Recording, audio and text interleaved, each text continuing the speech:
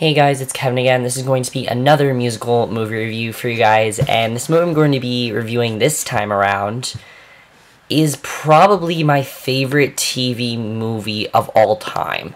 And not just TV musical, TV movie, because this is for a TV movie that I remember how I discovered it. I'll talk about how I discovered it and things like that, but I would have rewatched this movie. I didn't rewatch it though. I have the DVD of it. I was so happy I got it because I love it so much. And I watched it again earlier, and that movie is for the 1993 dramedy Gypsy. Gypsy is my favorite TV movie of all time, as I said. I remember how I discovered Gypsy. I was surfing through Netflix one day, and I saw this movie there, and I watched it, and I think like that time I couldn't stop watching the movie. I just love it that much that I couldn't stop watching it. I love this movie. Gypsy is an absolute masterpiece. There's another version from like the 1960s. Don't watch it. It's a piece of shit. I watched it. It's terrible. It has some awful acting. No, this is the Gypsy that I love. This is the Gypsy that I always want to talk about, and this movie gets highly, highly overlooked, and I'm going to talk about why it gets highly overlooked. Let's get to the plot of Gypsy, which is pretty awesome, honestly. I love the plot of Gypsy, and I think it's something that is very, especially because it's actually based on a true story, which I love. Basically, Gypsy focuses on Bette Midler's character, Rose, who she is this very, very ambitious stage mother, very overbearing. For the most part, like, she takes control of her kids. She is the kind of mother that will get on stage and basically, like, basically tell the directors and things like that what to do, basically do things in her own way, and she basically wants desperately for her daughter June to become a big star and everything, and she wants, her to become a big star, and she pretty much is doing it all because she wants to do for herself for the most part. And they basically start doing all this vaudeville stuff. She wants her daughters to be involved in vaudeville, and it starts with them as young kids and everything. However, years pass, and the girls are no longer to pull off the childlike persona. And in the meantime, there's this guy Herbie, who she really, who's a really nice guy. He really is a very nice guy. And he really wants to marry Rose, and he kind of wants her to abandon this whole life and just focus more on her life and less on her kids, and have her kids decide for themselves. And that's basically the plot of Gypsy. And eventually, as the days go by, I'll talk more about it. But this movie has there's a lot of stuff to talk about in this movie. But that's the basic plot of Gypsy, and I think that's a fantastic plot. I love the plot of the movie, and just it's such a great plot. And some of the things I love about this movie, first of all, is let's get to the acting in this movie. The acting in this movie is just, oh my god, everybody. You need to applaud for everybody in this movie. Everyone in this movie does a fantastic job portraying their roles. We first need to talk about Bette Midler as Rose, who was born to play this character.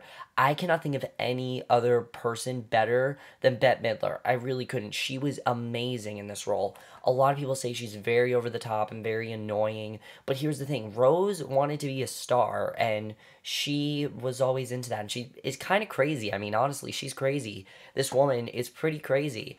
So I think she portrayed that role perfectly. She's so funny at times as well. I mean, she'll get these random dreams and then put it into her vaudeville show. The ideas she comes up with are so ridiculous and so crazy. It's honestly one of the best parts of this movie is to see the different vaudeville things, because as her kids age, the vaudeville performances get more and more ridiculous, and they're so funny to see.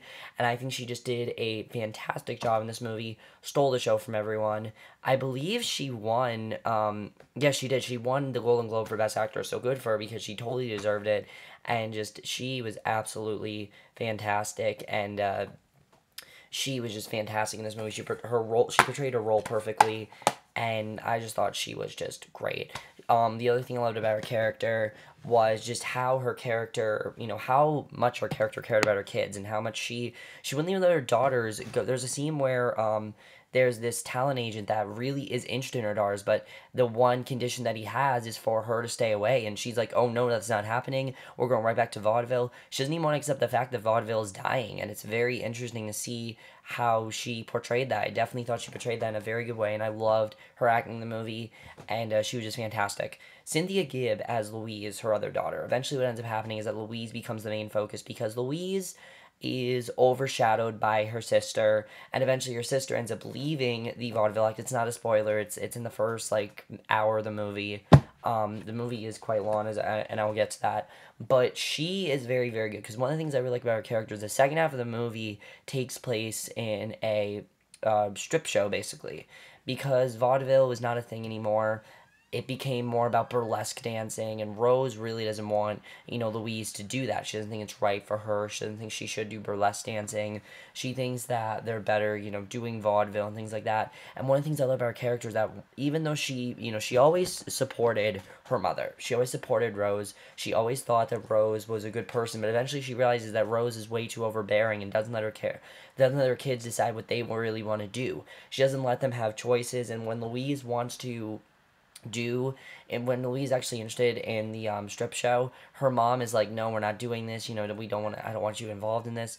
But Louise, I really liked her character. That Cynthia Gibb portrayed her in a very good way. And the other thing I really like about her character is that you really see that she's not exactly a very talented person till she starts to get on stage. When she gets on stage, she transforms totally, and that was like her passion. It's what she wanted to do. She's based off of a real person. Louise Hovick and Rose Hovick were real people. Gypsy Rose Lee was a professional stripper. She was in movies and things like that. She was very popular in the 1920s, and Cynthia Gibb portrayed her perfectly. She was great, and she was fantastic. Peter Reigart as Herbie is a great character. One of the things I love about his character, as I said, is that he is trying to convince Rose to forget about her kids. They're getting older. There's a part of the movie where you think that Rose is actually going to abandon it, because there's a whole scene where he's talking to her about how he always wants to marry her. He really does love her. The problem is that she's so crazy and so obsessed with fame that she can't leave, that she can't move on and can't just have a future with him and marry him. There's so many parts in the movie where she's like, I'm gonna marry you, but they don't get married. And the way it's done in the movie is just so good. The relationship between Rose and Herbie, their chemistry is perfect, because they have chemistry at points, but Rose just forgets about him and doesn't care about him at certain points, and he gets more and more frustrated as the movie goes on. He is the perfect guy for her. Honestly, he's the perfect guy. He wants to help her, but eventually just comes to a point where he leaves, and I thought Peter Reigart portrayed his character very, very well, and I love that about his character. He was just great. Jennifer Ray Beck plays her other daughter, June, and she was also very good. You can see that one of the things I like about June's character is that she doesn't really want this life. She doesn't want to be famous. She doesn't want her mother to, she doesn't want her mother to have her be the star all the time. She's kind of tired of it. She's done it all her life, and you see when she gets older, when she's like about 20 or something like that, I think she's supposed to be like 15 or 16 or something like that, she starts to get tired of it. She wants to do other things. She wants to move on with her life, and she's tired of doing the whole vaudeville, because she's done the same routine all throughout her life. There's a scene where you see her as a little girl performing this vaudeville act, and then you see years later she's still performing it, and you really care about her character. You want her to succeed in everything, and just what happens to her character is very tragic, but she just portrayed it perfectly. I don't think she's never done another movie before, but she was also very, very good. The kids were also very good as well. Lacey Chabert as Baby June, as, the young June, and Elizabeth Moss as the young Louise are both very, very good. I thought they both did a very good job in the movie. And the only person I guess I'll talk about is Jeffrey Broadhurst as Tulsa. He was very good in the movie. I really liked his character. And that's really the only other person I'll talk about. Now let me talk about the other thing I love about this movie is the directing. The directing by Emil Ardolino was fantastic. He portrayed the movie perfectly. You really felt like you were in that time period of the early 1900s. The 1900s when vaudeville was popular. You really feel like you're in that time period, and I love that he did that. He portrayed the movie perfectly because of that, and just everything about it is just fantastic. And he knew how to do something like this. He clearly did his research with 1900s, and I love that about the movie. I think he just portrayed the directing perfectly. The screenplay in this movie is so fun and witty and catchy, and I love the screenplay. I mean, Rose is such a fast talker, and I love that about the screenplay. You know, the dialogue is great, and it keeps you invested. It's never boring. You're invested the whole time. At least I am. I think it's extremely fascinating the whole time, and I love the screenplay. The songs to this movie are absolutely fantastic. Every single song in this movie is an absolute classic. Every single song in this movie, I get stuck in my head at some point. I mean, every single song is fantastic. Some of the best parts of this movie, as I said, are the stage performances, the choreography. It's not supposed to be good. Choreography is not supposed to be good to this movie because Rose, the worst, as I said, the more they get older, the cheesier the vaudeville sketches get. So it's pretty cheesy with the stage, with the stage show and things like that. I'm talking about the actual performances, the actual musical songs. Everything's coming up Rose's turn. Just Bette Midler kills it in those songs, and she just did a fantastic job in both of those. And the editing to this movie I also really like, because the movie's a really cool way of editing itself, where whenever it fades to black, it's another year or time has passed, things like that, and I definitely really enjoyed that. The movie does somewhat end at some point, then somewhat begin again, which I really do like, because the first half of the movie, as I said, is about her trying to make June the star, and then the second half of the movie is her trying to make Louise the star, because June ends up leaving with Tulsa because they get engaged and they elope and things like that, and they start their own show, and I think they just do that very, very well as well. The editing to this movie, as I said, it's quite long. It's 142 minutes, and when it came out on CBS originally, it was like 3 hours, I think, and it moves by so quickly. I'm so into the story. I'm so into it. It's never boring for me. There was a point where I didn't like the second half of this movie, but I don't know what I was thinking, because the second half of this movie is probably the best part of this movie. In fact, I'm going to talk about my favorite scenes in the movie, definitely. We're going to get to spoilers, but if you guys have not seen Gypsy, don't watch the rest of this review. Highly recommend you guys check out this movie. It's such a good movie, and now I'm going to get to the spoilers. So, of course, Louise ends up abandoning Rose because she wants nothing to do with her. She eventually realizes that her mom's so overbearing. And the best scene in the movie, by far, is the conversation between Rose and Louise, where Louise says, I don't want you anymore. I don't want you involved in my life. I thought you did it for me. And then when Rose realizes that she didn't do it for her kids, she did it for herself, because she never was a huge star. And she starts to go a little bit crazy and starts to go on the stage and starts to think of herself as the big star she really could have been. And the way the movie ends is pretty tragic. I mean, the two of them do reunite, but you do get the sudden feeling of, is Louise just saying this because she's gonna abandon her mother? Like, in my opinion, I think the reason that Louise has that conversation with her is because she's telling her mother that we're gonna have one last conversation, then I'm never gonna see you again.